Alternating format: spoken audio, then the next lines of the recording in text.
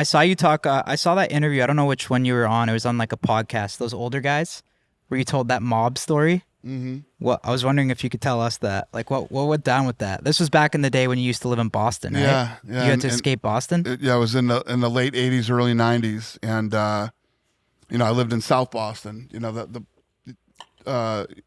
There's a bunch of movies and documentaries that were made about Whitey Bulger and his crew there, and is that your territory, Bob, or what? Boston, yeah. Yep. So everybody says it was Whitey Bulger. It wasn't. It was one of his guys, and they basically rolled into one of my gyms one day and basically said I owed him $2,500 For what? for being there, Just for working there, for doing what just I was, like rent. Yeah. So to me that was like 25 grand back then. I didn't have $2,500.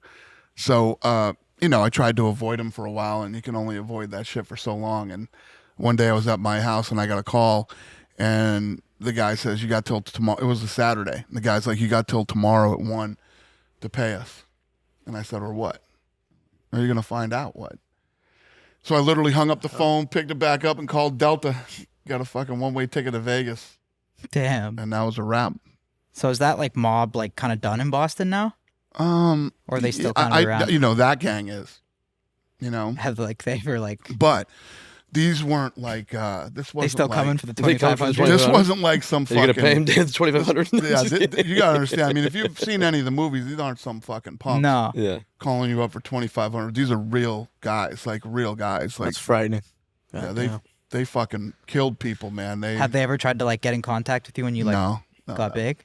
No. Never. I mean, not long after I left is when they started digging up all the bodies down at the beach, and the whole thing started to unravel when Whitey went on the run. Damn, that's crazy. And the craziest thing about that whole thing back then is that they had like this code of silence thing in Southie, which meant if you and I had a fucking problem, right? Even if I shot you, say I fucking shot you, you don't go to the police. Right. Me and you work it out, or we don't, And it was it was like living in another fucking planet when I lived there, and you end up finding out that Whitey was in with the police. The FBI was informing him of people that would call and try to rat him out or whatever. He was caught out here, right? Whitey Bulger was caught in Santa Monica, I think. Yeah. I think he was caught in Santa Monica. They got him out One here. of the apartment buildings. I forget the exact story how it happened, but